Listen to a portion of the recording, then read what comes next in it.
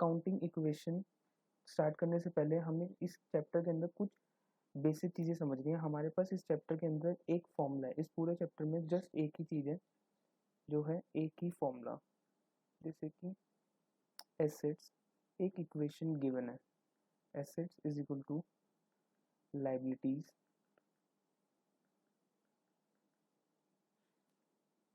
Plus capital. अब हमें ये समझना है कि लाइबिलिटीज क्या होती है, कैपिटल क्या होती है, एसेट्स क्या होते हैं। ओके, अगर मैं आपको एसेट्स की लिस्ट देने लग गया तो आपको शायद मुश्किल हो जाए एंड आपको लगेगा कि एसेट्स कितने डिफिकल्ट है, बट मेरे पास इसके लिए एक छोटा सा आसान सा तरीका है। अब एसेट्स की स्पेलिंग में मुझे सबसे पहले 3 अल्फ़ाबेट्स दिख रहे हैं, ASS, मतलब ऐश। वो सारी चीज़ें जिससे कोई भी पर्सन ऐश करता है उसको एसेट्स बोलते हैं। जैसे cellphone, money, table, chair. Sir chair से कैसे ऐश होती है? ज़मीन पे बैठ के देखिएगा अगर कोई भी स्टूडेंट तो उसको पता चल जाएगा कि इस चेयर से भी ऐश मिल रही है। ओके, लैपटॉप, बिल्डिंग, यानी कि कोई भी चीज़ जिससे किसी भी पर्सन को ऐश रिसीव हो रही है वो क्या हो गया? एसेट। ओके, अगर अब मैं आप लोगों से पूछूं कि अब आप लोग एसेट्स बताओ तो आप बता सकते हो मुझे बहुत सारे, जैसे कि आप मुझे बोल सकते हो बाइक, कार, बस, ट्रेन, ये सारे को क्या चीज़ें? एसेट्स। वो सारी चीज़ें जिससे किसी भी पर्सन को ऐश रिसीव हो रही है वो क्या होता है? एसेट्स। ओके, अब सेकेंड वर्ड है हमारे पास लाइबिलिटीज। लाइबिलिटीज जानने से पहले हमें एक छोटा सा एग्जांपल याद करना है, समझना है एक्चुअली में। जैसे कि इधर एक लेडी है,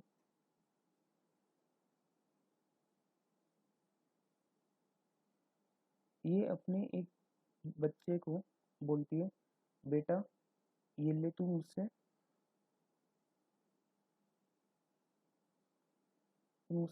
100 रुपीज़ ले ले, ठीक है, तुम मुझसे 100 रुपीज़ ले ले और जाके अपने फ्रेंड से जो बुक तुझे पसंद आई थी वो ले आ, वो उसे खरीद ले। अब ये बच्चा अपने फ्रेंड के पास गया, भाई जो तेरे पास एक बुक है ना जो बहुत अच्छी लगी थी मुझे, जो तूने बोला था 100 रुपीज़ की है, वो तू ऐसा कर मुझे दे दे। इसने बोला क्यों चाहिए तुझे यार? इसने बोला यार मुझे ना उसमें फर्स्ट चैप्टर पढ़ना है इसलिए मुझे वो बुक चाहिए। तो उसने बोला चल ठीक है, तू मुझसे ले ले बुक, बट ऐसा कर तू मुझसे यूं ही ले ले, एक हफ्ते बाद मुझे रिटर्न दे दियो, वापस दे दियो। इसने बोला ठीक है। तो इसने इसको पैसे नहीं दिए और इससे सामान ले लिया। तो अब क्या इस पर्सन ने सामान खरीदा है या लिया है? सर इसने खरीदा थोड़ा ना, इसने पैसे थोड़ा दिए, इसने तो जस्ट लिया है अभी तो लिया मतलब कि जब उसने किसी का सामान ले लिया और उसके बदले में पैसे नहीं दिए, यानी कि इस लेडी के बेटे के ऊपर, लेट्स से इसका नाम ए है और इस दूसरे का नाम बी है, तो ए के ऊपर कर्जा हो गया किसका? बी का। क्यों? क्योंकि इसने इससे बुक ले ली और उसको पैसे नहीं दिए। तो फर्स्ट केस में क्या था, इसने इसको बुक ले ली एंड पैसे नहीं दिए। एंड लेट्स से दूसरे केस में क्या है, इसने क्या बोला कि भाई चल तू ऐसा कर, तू पैसे ले ले और मुझे बुक दे दे, मैं खरीद लेता हूँ। तो दूसरे केस में इसने क्या करा, इसने खरीद लिया, यानी कि दूसरे केस में उसके ऊपर कर्जा नहीं आया क्योंकि इसने एक सामान लिया और एक पैसे दे दिए, यानी कि सामान के बदले में जब उसको पैसे दे दिए तो ये क्या हो गया? परचेज करना। यानी कि लाइबिलिटीज, अगर हम पीछे के वर्ड को हटा देते हैं, आगे के बस 3 अल्फाबेट्स को देखते हैं। लिया मतलब क्या होता है? जब हमने उधार में किसी से सामान लिया होता है, या तो हम उसके बदले में बाद में उसको पैसे दे देंगे, ठीक है, या फिर उस गुड्स को हम वापस कर देंगे। तो लिया मतलब कर्जा, यानी कि लाइबिलिटीज क्या होती है? कर्जा। जो बाहर वालों का कर्जा होता है उसको क्या बोलते हैं हम? लाइबिलिटीज। यानी कि लिया से आपको हमेशा याद रहेगा लाइबिलिटीज। लिया मतलब लाइबिलिटीज मतलब कर्जा। नेक्स्ट क्या है हमारे पास? कैपिटल। कैपिटल के लिए मुझे ऐसा लगती है कि मेमोरी ट्रिक चाहिए, सो मैं इसके लिए डायरेक्ट इजी से बता देता हूँ। कैपिटल मतलब ऑनर का फंड, ऑनर्स फंड। मतलब जब बिजनेस स्टार्ट करते हैं तो ऑनर उसके अंदर पैसा लगाता है, तो अपने जो पैसा लगाता है जो ऑनर, उसको क्या बोलता है? कैपिटल। यानी कि जब मालिक अपने बिजनेस में पैसा लगाता है उसको चलाने के लिए, उसको क्या बोलते हैं, कैपिटल। तो ये हमारे पास क्या हो गया, ऑनर्स फंड। अब इस इक्वेशन को हम समझने के लिए हम एक क्वेश्चन करते हैं, आपको और क्लियर हो जाएगा।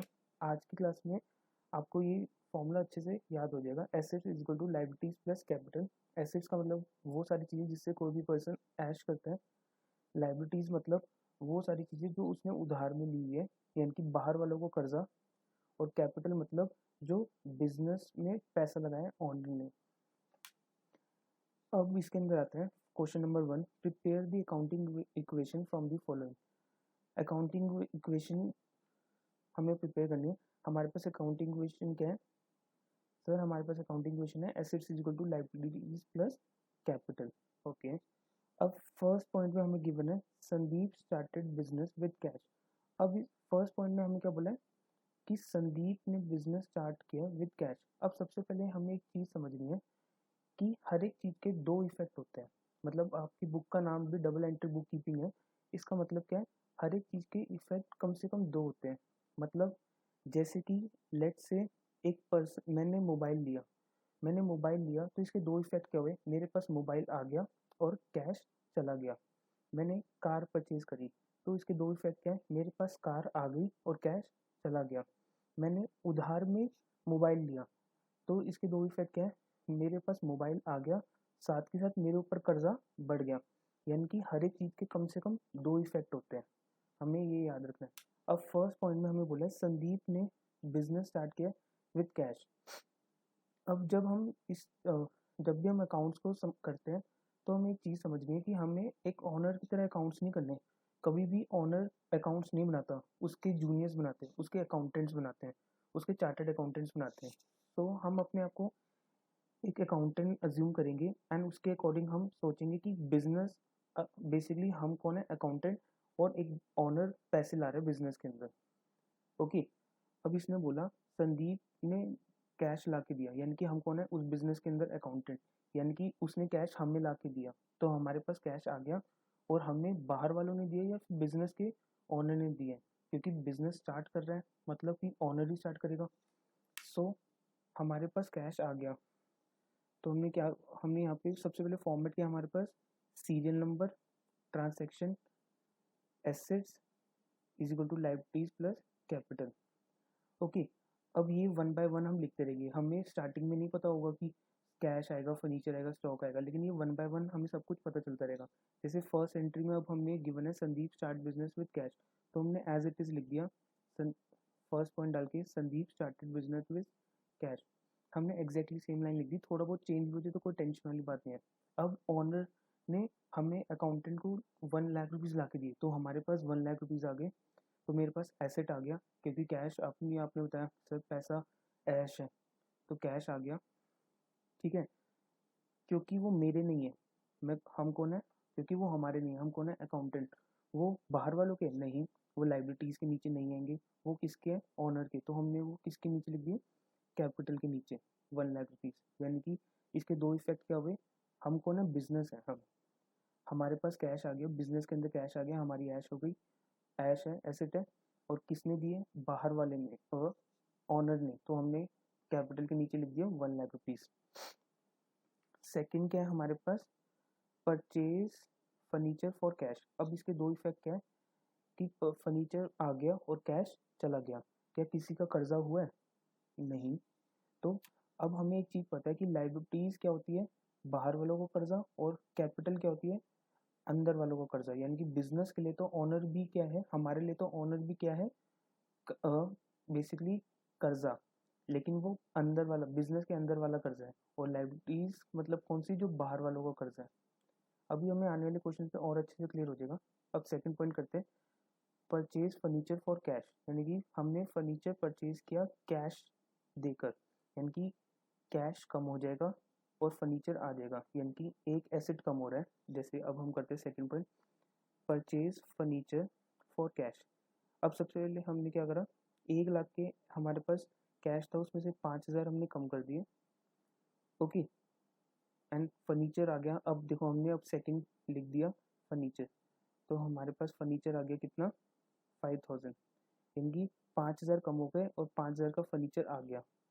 एक एसेट कम हुआ, दूसरा एसेट आ गया। क्या किसी का कर्जा बढ़ा? नो, हमने तो कैश दिया है और ले लिया सामान, यानी कि कर्जा नहीं बढ़ा। तो इसमें हम 0 0, यानी कि हम यहाँ पे कुछ भी नहीं लिखेंगे। अब न्यू इक्वेशन बनाएंगे। न्यू इक्वेशन मतलब जब भी दो एंट्री होती है ना, जैसे फर्स्ट और सेकंड हो गई, तो दो इक्वेशन आ गई बेसिकली। 1 लाख में से 5,000 गए, कितने बचे? 95,000। और 5,000 तो एज इट इज है, तो हमने फर्नीचर के नीचे लिख दिया 5,000 का बैलेंस है, और हमने यहाँ पे लिख दिया 0 और 1 लाख एज इट इज। अब नेक्स्ट एंट्री क्या है हमारे पास?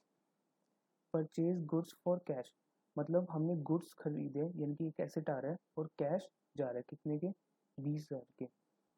यानी कि परचेज गुड्स फॉर कैश, यानी कि 20,000 हमारे पास कैश कम हो गया, कितने बचे? 75,000।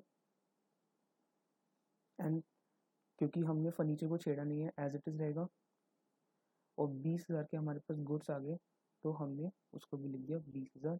क्योंकि हमने उधार भी नहीं खरीदे, तो लाइबिलिटीज में भी कोई इफेक्ट नहीं आएगा और कैपिटल में भी कोई इफेक्ट नहीं आएगा। सो अब हमारे पास क्या क्या हो गया न्यू इक्वेशन में? 95,000 में से 20,000 के 75,000, 5,000 एज इट इज रहेंगे, 5,000 के फर्नीचर, और 20,000 के गुड्स आ गए, और 1 लाख एज इट इज हमने ऊपर से कैरी कर लिया। यानी कि अगर आप लोगों को दिख रहा होगा, हमने एक लाइन डाल रखी है यहाँ पे बीच में, यानी कि ये क्या है? जब भी हम कोई एंट्री डालते हैं उसके बाद हम टोटल कर देते हैं, ऊपर वाले को नीचे लिख देते हैं। अब जैसे नेक्स्ट में क्या है हमारे पास? परचेज गुड्स ऑन क्रेडिट, यानी कि गुड्स को क्रेडिट पे खरीदा है। क्रेडिट मतलब क्या होता है? उधार। क्रेडिट मतलब उधार, हमने उधार में खरीदा है, यानी कि हमने कर्जे पे खरीदा है। यानी कि 36,000 के गुड्स तो आ गए, लेकिन 36,000 की लाइबिलिटीज भी आ गया, कर्जा भी आ गया बाहर वालों का। यानी कि 4 पॉइंट हमने क्या लिखा? परचेज गुड्स ऑन क्रेडिट, कितना? 36,000 हमने गुड्स के अंदर ऐड कर दिया, साथ के साथ 36,000 की हमारे ऊपर लाइबिलिटीज आ गई, हमने लाइबिलिटीज में भी ऐड कर दिया, यानी कि हमारे पास गुड्स भी बढ़ गए और कर्जा भी बढ़ गया। सो अब हमने दोबारा से एक लाइन डाली है।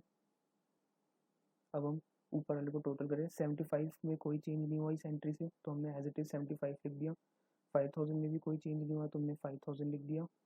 अब 20,000 प्लस 36,000 हो गया, यानी कि 56 हो गया, तो हमने ऐड करके लिख दिया। अब 36 था और उसके ऊपर 0 था, तो हमने 36 लिख दिया। अगर आपने देखा हो तो मैंने लाइबिलिटीज के यहाँ पे हमने क्या लिख दिया? क्रेडिटर, मतलब कि हमने उधार बाहर वालों से खरीदा, इसलिए हमने उसकी जगह क्या लिख दिया? क्रेडिटर, लाइबिलिटीज के नीचे। और 1 लाख में कोई चेंज नहीं हुआ, तो हमने एज इट इज 1 लाख लिख दिया।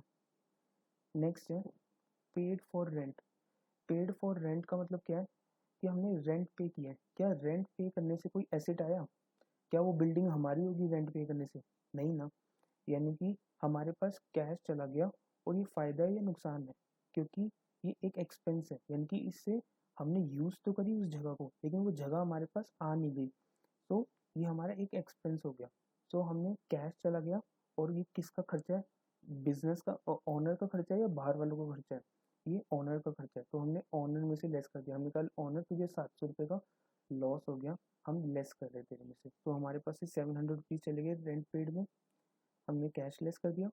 और हमने ओनर में से 700 लेस कर दिया, क्योंकि ये एक्सपेंस किसका है? ओनर का है, ये बाहर वालों का एक्सपेंस नहीं है। अब जब हमने दोबारा से लाइन डाली, तो हमने क्या करा? 75,000 माइनस 700, तो न्यू इक्वेशन में हमारे पास क्या आ गया? 74,300। 5,000 में कोई चेंज नहीं आया, तो हमने 5,000 एज इट इज लिख दिया। 56,000 में कोई चेंज नहीं आया, तो हमने 56,000 एज इट इज लिख दिया। 36,000 में कोई चेंज नहीं आया, तो हमने 36,000 एज इट इज लिख दिया। अब 1 लाख में से 700 लेस हो गए, तो हमने 99,300 अब हमने लिख दिया। नेक्स्ट एंट्री क्या है? Good costing 40,000 sold at a profit of 20%, यानी कि 40,000 की चीज़ 20% के प्रॉफिट पे बेच दी, यानी कि 40,000 का 20% कितना होगा? 8,000।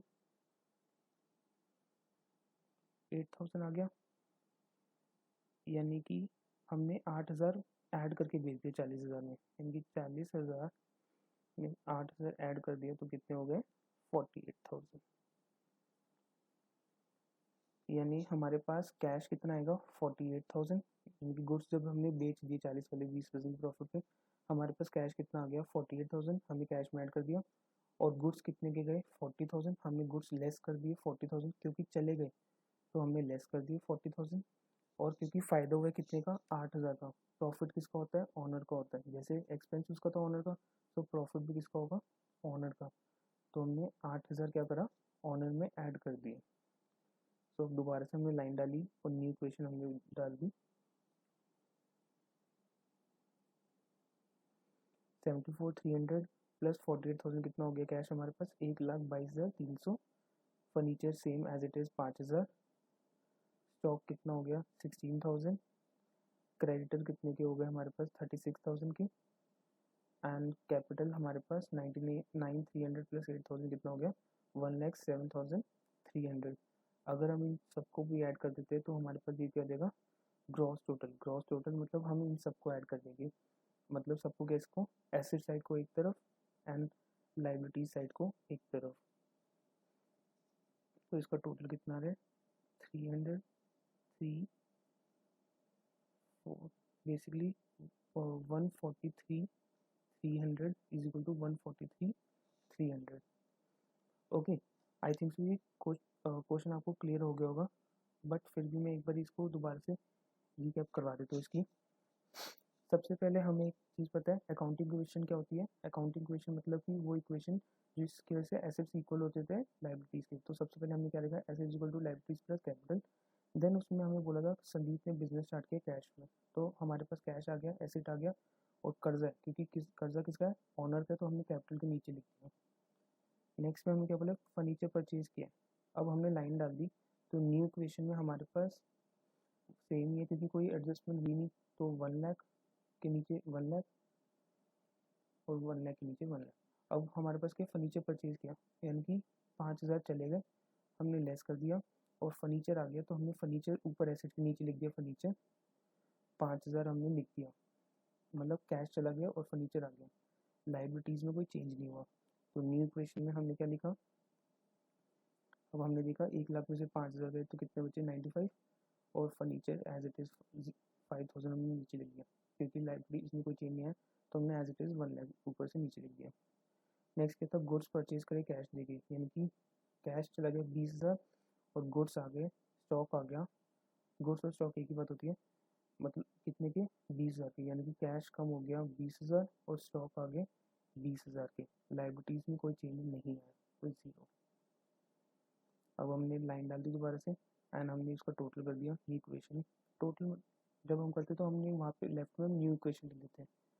95,000 में से 20,000 लेस कर दी तो कितने बचे 75,000। एंड फर्नीचर में 5,000 एज इट इज़ क्योंकि कोई चेंज नहीं है, और स्टॉक बढ़ गए, स्टॉक ज़ीरो थे 20,000 आ गए तो हमने 20,000 लिख दिया। Capital as it is 1,00,000। Next में क्या है बोला है हमने उधार में, अपनी बारी हमने गुड्स परचेज करें, यानी कि क्रेडिट पे परचेज करें मतलब उधार पे परचेज करें, तो हमारे पास कैश नहीं गया क्योंकि उधार में परचेज करें। फर्नीचर में कोई चेंज नहीं आया, लेकिन गुड्स बढ़ गए हमारे पास 36,000 से, और हमारे पास कर्जा भी बढ़ गया कितने का 36,000 का, और लाइबिलिटीज़ में कोई चेंज नहीं आया। अब हमने न्यू इक्वेशन करी, लाइन डाल दी एक और 75 plus 0 75, 5,000 plus 0 5,000, 20,000 plus 36,000 56,000, 36,000 plus 0 36,000, 1,00,000 plus 0 1,00,000 हमने एज इट इज लिख दिया। नेक्स्ट है रेंट पे। रेंट पे क्योंकि एक्सपेंस है, एक्सपेंस किसके होते हैं ऑनर के होते हैं, तो हमने 700 रुपये हमारे पास से कैश चला गया और हमने ऑनर में से लेस कर दिया। सो हमारे पास बाकी में कोई चेंज नहीं आया, तो हम उसको as it is new equation में सेम लिख देंगे। अब इधर हमें गिवन है 75,000 माइनस 700 कितना हो गया 74,300, 5,000 प्लस 0 5,000, 56,000 प्लस 0 56,000, 36,000 प्लस 0 36,000, 1,00,000 में से 700 गए 99,300। नेक्स्ट में क्या बोला है 40,000 के गुड्स 20% के प्रॉफिट में दे दिए, यानी कि 20% कितना होता है इसका 8,000, यानी कि 40,000 की चीज़ प्लस 8,000 48,000 हमारे पास आगे हमने देखी है। 48,000 में 40,000 के गुड्स, तो 48,000 कैश आ गया, 40,000 के गुड्स चले गए तो हमने 40,000 लेस कर दिया, और क्योंकि 8,000 का फ़ायदा हो गया तो हमने कैपिटल में ऐड कर दिया। एंड इन सबको जब हमने टोटल कर दिया तो हमारे पास क्या आ गई न्यू इक्वेशन। एंड जब एंड में हम एसेट्स और लाइबिलिटीज़ को ऐड कर देंगे तो वो क्या देगा, ग्रैंड टोटल। सॉरी। अब हम नेक्स्ट क्वेश्चन कर रहे हैं, question number 2। Show the accounting equation on the basis of the following present the balance sheet. अब हमें पता है कि हमें कैसे स्टार्ट करना है क्वेश्चन को। सबसे पहले अब हमें अकाउंटिंग इक्वेशन क्लियर हो चुकी है। Accounting equation means assets equal to liabilities plus capital. Liabilities मतलब बाहर वालों की लाइबिलिटीज, और कैपिटल मतलब अंदर वालों की लाइबिलिटीज, मतलब ऑनर की लाइबिलिटी। मन्नू ने बिजनेस स्टार्ट किया, अब हम कौन है, अकाउंटेंट। मन्नू ने हम बिजनेस स्टार्ट किया, यानी कि हमारे पास कैश आ गया कितना, 50,000। सर इसने तो यहाँ पे लिखा है, सबसे पहले हमें फॉर्मेट पता है, serial number, transaction, assets equal to liabilities plus capital. आप लोग को ये नहीं सोचना कि आपको फर्नीचर और स्टॉक एक साथ लिखना है। जैसे जैसे इक्वेशन में आता रहेगा हम ऊपर लिखते रहेंगे। जैसे अभी हमारे पास क्वेश्चन स्टार्ट हुआ तो हमने क्या लिखा, कैश लिखा ओनली। तो हमने कैश के नीचे लिख दिया 50,000 क्योंकि हमारे पास ऑनर लिख रहा है, और 50,000 कैपिटल के नीचे लिख दिया क्योंकि ऑन लिख रहा है, यानी कि 50,000 कैश आ गया। और किसने दिया, ऑनर ने, तो हमने ऑनर के नीचे लिख दिया क्योंकि ऑनर का कर्ज है ये। ठीक है, अब न्यू क्वेश्चन में क्या हो गया, 50,000 50,000। नेक्स्ट में हमें क्या बोला, फर्नीचर बॉट किया है, बॉट का मतलब परचेज किया है 500 रुपये का, यानी कि इसके दो इफेक्ट क्या हो गए, कैश चला गया और फर्नीचर आ गया। तो फर्नीचर परचेज लिख दिया ट्रांजेक्शन में हमने एज इट इज़। हम यहाँ पे ट्रांजेक्शन में जितना छोटे इंग्लिश कर सकते हैं हम कर सकते हैं अपनी मर्जी से। तो अब ये मत सोचना कि आपके मार्क्स कटेंगे। तो हमने कैश के नीचे लिख दिया 5,500 सॉरी 500 रुपीज़ चले गए, और फर्नीचर ऊपर हमने फर्नीचर लिख दिया, और फर्नीचर के बिल्कुल एक्जैक्टली नीचे हमने लिख दिया 500 क्योंकि हमारे पास 500 रुपये का फर्नीचर आ गया। जब हमने न्यू क्वेश्चन करी तो 50,000 कैश था, उसमें से 500 रुपये चले गए तो कितने बचे, 49,500। फर्नीचर 500 रुपये कब आ गया, और लाइबिलिटीज़ में कोई चेंज नहीं आया तो हमने एज इट इज़ कैपिटल के नीचे लिख दिया। नेक्स्ट हमारे पास क्या गिवन है, purchase goods on credit. Credit का मतलब क्या है, उधार पे, यानी कि हमने गुड्स परचेज करे आपकी बारी, स्टॉक परचेज किए 4,000 का उधार पे। इसके दो इफेक्ट क्या है, कर्जा बढ़ गया और स्टॉक बढ़ गया। Okay yes, purchase goods on credit, यानी कि स्टॉक आ गया 4,000 का, ठीक है। एंड क्योंकि उधार में खरीदे तो हमारे पास बाहर वालों की लाइबिलिटीज आ गई, बाहर वालों को क्या बोलते हैं, क्रेडिटर, तो हमने ऊपर क्या लिख दिया, क्रेडिटर। तो हमारे पास कितना हो गया, 4,000 की लाइबिलिटीज कर्जा बढ़ गया और 4,000 के गुड्स बढ़ गए, यानी कि 4,000 के गुड्स बढ़ गए और 4,000 की लाइबिलिटीज बढ़ गई। तो अब न्यू क्वेश्चन में हमें इसका टोटल करेंगे। कैश में क्योंकि कोई चेंज नहीं आया तो हम एज इट इज लिख देंगे 49,500।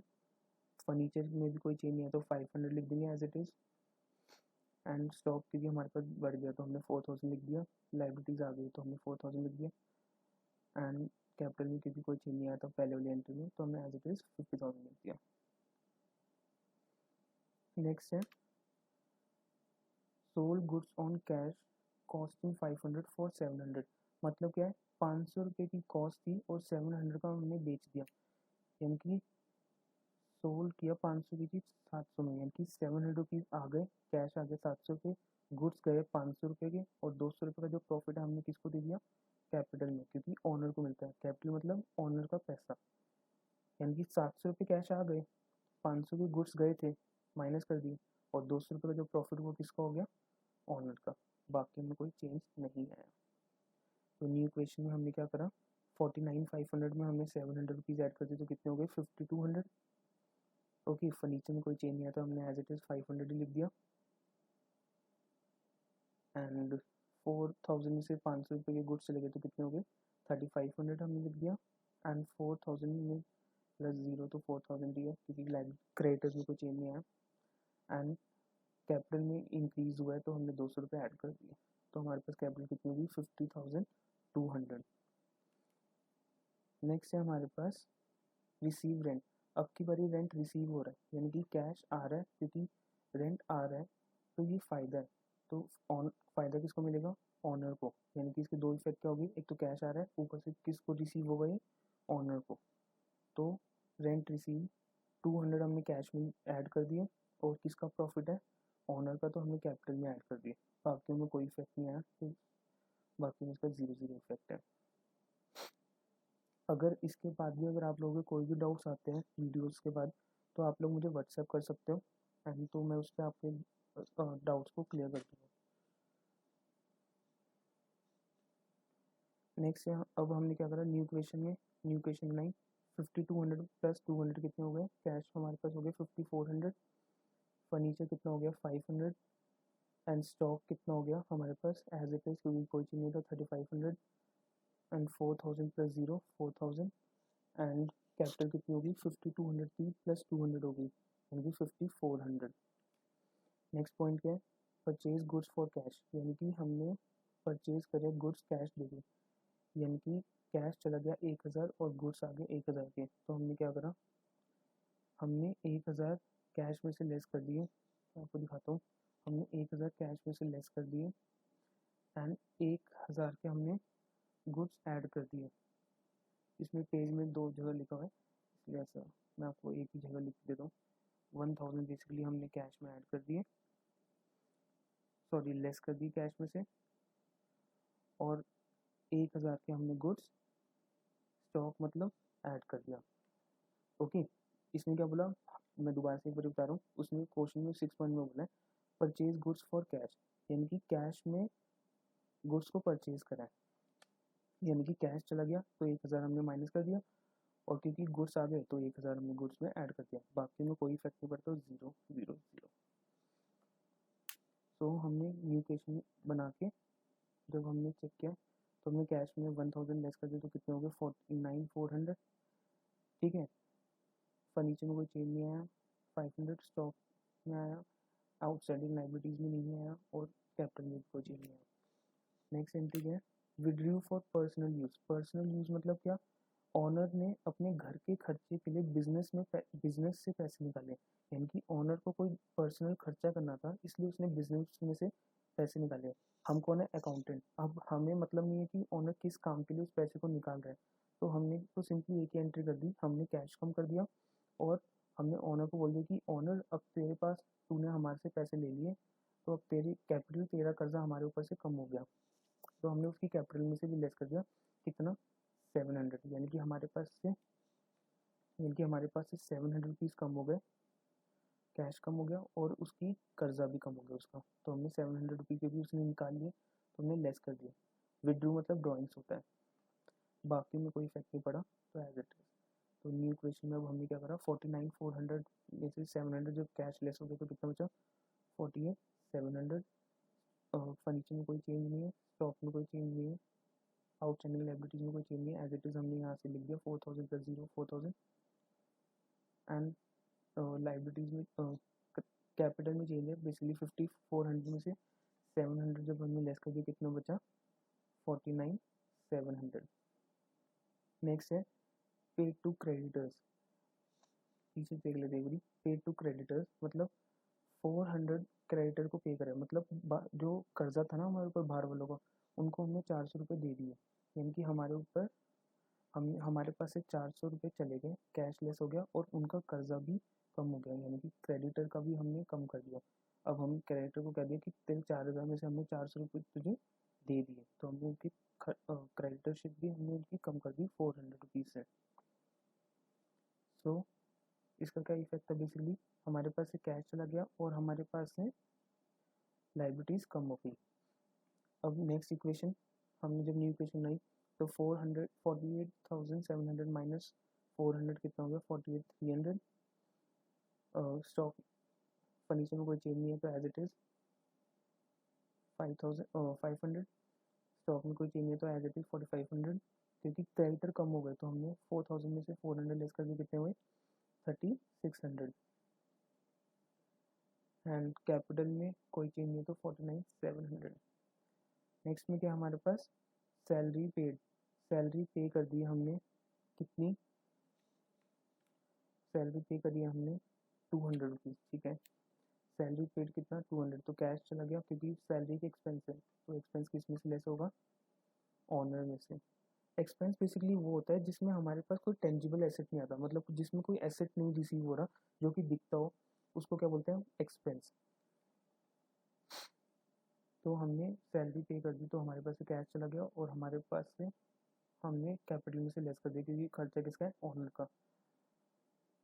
तो अब न्यू इक्वेशन में हमारे पास क्या बना, कैश हमारे पास बच गया 48, 100, फर्नीचर कितना 500, स्टॉक कितना 4500, बाहर वालों की लाइबिलिटीज यानी कि लाइबिलिटीज कितनी क्रेडिटर्स वाली 3600, और कैपिटल कितनी 49700 में से 200 जब लेस कर दिए 49500।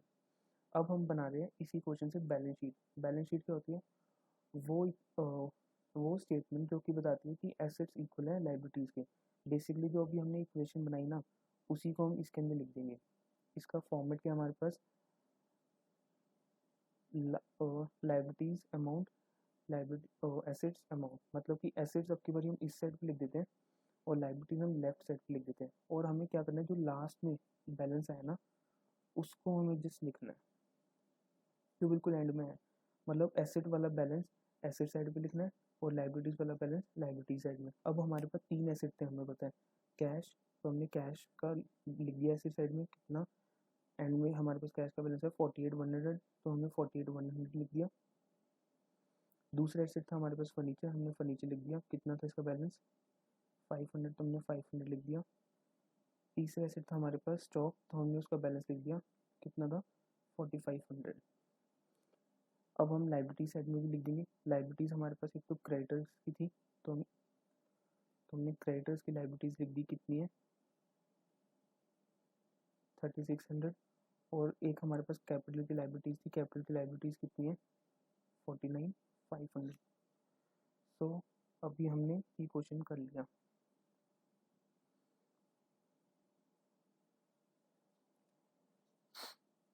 अब मैं आपको एक और क्वेश्चन करवा रहा हूँ, आई होप सो आपको अभी तक दोनों क्वेश्चन अच्छे से क्लियर हो गए होंगे। नेक्स्ट है prove that accounting equation is satisfy the following condition. ठीक है, सबसे पहले स्टार्टेड बिजनेस विद कैश। अब इसने हमें बताया कि बिजनेस स्टार्ट किया, अब हमें ये चीज़ अच्छे से याद भी हो चुकी है, समझ भी चुके हैं हम कि बिजनेस स्टार्ट करने की क्या एंट्री होगी। सबसे पहले हमने फॉर्मेट बनाया, serial number, transaction, assets, liabilities plus capital. Okay, यानी कि assets equal to liabilities plus capital. अब बिजनेस स्टार्ट किया, यानी कि इसके दो इफेक्ट क्या है, कैश आ गया और किस कैश लिख दिया हमने, और किसमें कैपिटल में, यानी कि स्टार्टिंग बिजनेस कैश में हमने कैश के नीचे लिख दिया और कैपिटल में हमने लिख दिया अमाउंट, कैपिटल में ऐड कर दिया। दूसरा हमें क्या गिवन है, purchase typewriter for cash 8,000 for office use, यानी कि हमने एक टाइपराइटर परचेज करा है, यानी कि अब की बार एक एसेट आ रहा है जिसका नाम क्या है टाइपराइटर, तो हम इसको टाइपराइटर ही लिखेंगे। एसेट आ गया टाइपराइटर और 8,000 रुपये चले गए, यानी कि जब हमारे पास एक कैश चला गया 8,000 और एक एसेट आ गया जिसका नाम क्या है टाइपराइटर, तो हमने क्या लिख दिया 8,000 रुपीज़ उसको नीचे, यानी कि 8,000 का एसेट आ गया और 8,000 रुपये चले गए, तो हमने कैश लेस कर दिया। बाकियों में कोई इफेक्ट नहीं आया, तो सारे जीरो ही है। अब हमने जब न्यू इक्वेशन करी यहाँ पे, तो 1,20,000 में से जब हमने 8,000 लेस कर दी तो बचे 1,12,000, और एसेट आ गया 8,000 का, क्या बेसिकली टाइपराइटर, और capital as it is 1,20,000। Next में हमें गिवन है purchase goods for 50,000 for cash, यानी कि गुड्स खरीदे 50,000 रुपये देके, यानी कि कैश चला जाएगा 50,000 और गुड्स आ जाएंगे, यानी कि स्टॉक आ जाएगा 50,000 का, यानी कि 50,000 हमने लेस कर दिए और 50,000 रुपये के हमने गुड्स स्टॉक में लिख दिए, स्टॉक में इसके लिए 50,000 की स्टॉक आ गया और 50,000 रुपये कैश चले गया। बाकी में कोई इफेक्ट नहीं पड़ा, तो दोनों में 0 लिख दिया। तो न्यू इक्वेशन क्या बनेगी हमारे पास, 1,12,000 में से 50,000 गए तो कैश कितना बचा 62,000, एंड टाइपराइटर में कोई चेंज नहीं है तो 8,000 भी, एंड स्टॉक आ गया हमारे पास 50,000 का, तो हमने लिख दिया, और कैपिटल में क्योंकि कोई चेंज नहीं है तो हमने 1,20,000 लिख दिया। नेक्स्ट है purchase goods on for 40,000 on credit. Credit मतलब उधार, यानी कि कर्जे पे हमने गुड्स खरीदे, यानी कि 40,000 के गुड्स आ जाएंगे हमारे पास, गुड्स में हमने ऐड कर दिया, और क्योंकि कर्जे पे खरीदा है ये बाहर वालों की लाइबिलिटीज़ है तो हमने 40,000 लिख दिया, इसमें ऐड कर दिया हमने क्रेडिटर्स में ऐड कर दिया बाहर वालों की लाइबिलिटीज में, यानी कि गुड्स भी बढ़ गए और कर्जा भी बढ़ गया,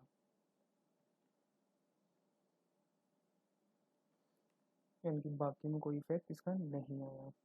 तो न्यू इक्वेशन क्या बनेगी, cash as it is 62,000, typewriter में 8,000, एंड स्टॉक कितना हो गया 50,000 प्लस 40,000 90,000। आई नो इसमें थोड़ा बहुत जीरो ऊपर नीचे ऐसे लिखी हुई है, बट ये आप लोग अब इतने मैच्योर हो कि आप लोग इससे डील कर सकते हो। एंड क्रेडिट से यानी कि क्रेडिटर्स कितने बढ़ गए हमारे पास, क्रेडिटर्स हमारे पास बढ़ गए 40,000 के। यानी कि क्रेडिटर्स कौन होते हैं, जिनसे जिन्हें हमें पैसे देने हैं, जिससे हमने उधार में सामान खरीदा है। और 1,20,000 as it is.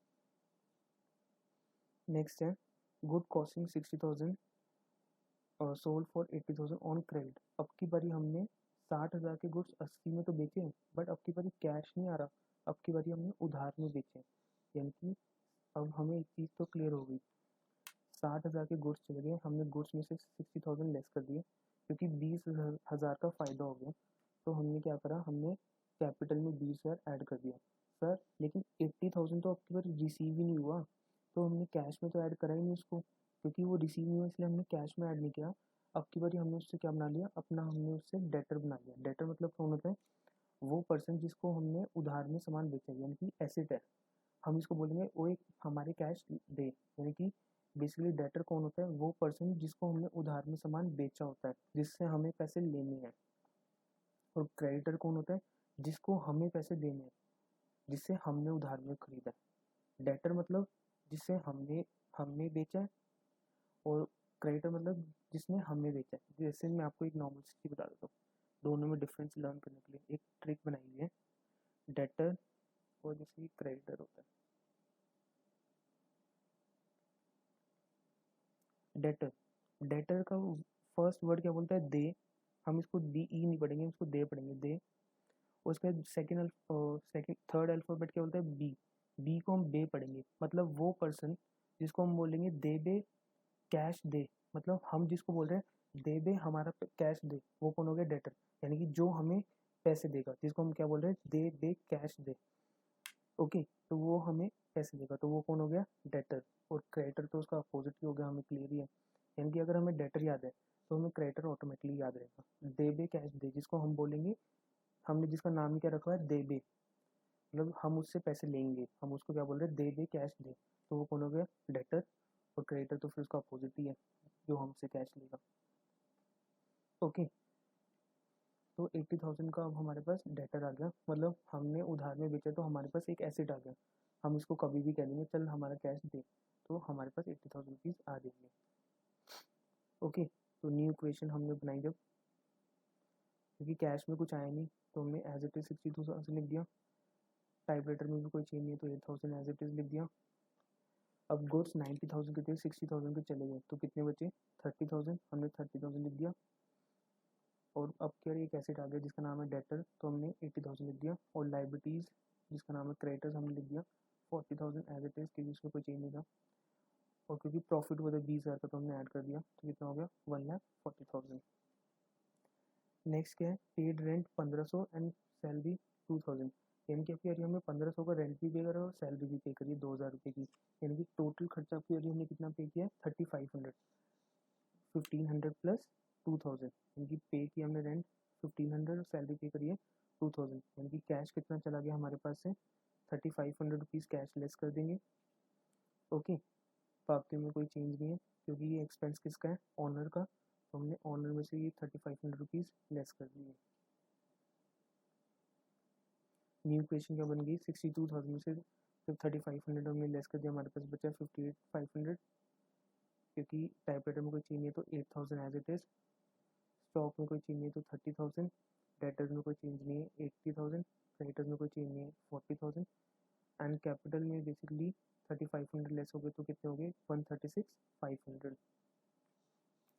Next point क्या है, रिसीव 800 फॉर कमीशन। यानी कि अब की बारी कमीशन रिसीव हो रहा है, यानी कि पैसे आ रहे हैं, यानी कि फ़ायदा हो रहा है। तो हमने कैश ऐड कर दिया 800, क्योंकि कैश आ रहा है, कमीशन आ रहा है, तो 800 हमारे पास कैश रिसीव हो गया। और क्योंकि कैपिटल रिसीव हो रही है तो हमने 800 रुपीज़ हमने कैपिटल में ऐड कर दिया, तो हमारे पास कैपिटल रिसीव हो रही है, ये क्या है, इनकम है बेसिकली एक तरीके की, तो हमारा प्रॉफिट हो रहा है, तो हमने कैपिटल में ऐड कर दिया। बाकी में कोई इफेक्ट नहीं, तो बाकी में हमने 0 लिख दिया। सो न्यू क्वेश्चन क्या हो गई, क्योंकि कैश बढ़ गया 58,500 प्लस 800 59,300। टाइपराइटर में कोई चेंज है तो 8000 एज इट इज़ लिख दिया, स्टॉक में कोई चेंज है तो 30,000 हमने एज इट इज़ लिख दिया, डेटर्स में कोई चेंज नहीं तो 80,000 एज इट इज़ लिख दिया, एंड क्रेडिटर में कोई चेंज है तो हमने 40,000 एज इट इज़ लिख दिया, एंड लाइबिलिटीज़ में बेसिकली सॉरी कैपिटल में कोई चेंज नहीं, कैपिटल में एक्चुअली 800 रुपीज़ बढ़ गए तो हमने 136,500 में 800 रुपीज़ जब ऐड कर दिए हमारे पास कितने हो गए 137,300, तो हमने उसको ऐड कर दिया। नेक्स्ट पॉइंट क्या है, and next and last, withdrew for private use 5,000 in cash, यानी कि ओनर ने 5,000 रुपये निकाले बिजनेस से अपने घर के खर्चे के लिए, यानी कि पर्सनल यूज़ के लिए तो हमारे पास से कैश कम हो गया 5,000, हम कौन है अकाउंटेंट, हमारे पास से वो 5,000 लेके गया तो हमारे पास से 5,000 कम हो गए, प्लस हमने उसकी कैपिटल में से भी लेस कर दिया, हमने बोल दिया कि तूने ड्राइंग्स करी है तो तेरा खर्चा कम हो गया बिजनेस के ऊपर से, तो हमने 5,000 उसमें से लेस कर दिए। सो बाकी में क्योंकि इसका कोई इफेक्ट नहीं पड़ा 0 तो हमारे पास बेसिकली तो हमारे पास कितने तो हमारे पास कैश में से 5,000 लेस हो जाएंगे तो 59,300 माइनस 5,000 कितना हो गया 54,300, एंड टाइपराइटर बेसिकली हमने कोई चेंज नहीं है तो 8,000, स्टॉक में कोई चेंज नहीं है 30,000, डेटर में कोई चेंज नहीं है 80,000, एंड क्रेडिटर में कोई चेंज नहीं है तो 40,000, एंड कैपिटल में 5,000 लेस कर दिए तो हमने 132,300 हो गया। अगर आप लोगों को इसमें प्रॉब्लम होती है ना एसेट्स और लायबिलिटी में, तो आप लोग बीच में एक लाइन डाल सकते हो ऐसे कि आपकी एसेट्स और लायबिलिटीज अलग अलग रहे, जिससे कि आपको क्लियर रहे, और आप लोग अपने रजिस्टर का साइज़ थोड़ा बड़ा रखना जिससे कि ईजी रहे, पूरे पेपर पे आ जाए। अगर इसके बाद भी अगर आप लोगों के कोई भी डाउट्स हैं तो आप लोग मुझसे व्हाट्सएप पे पूछ सकते हो।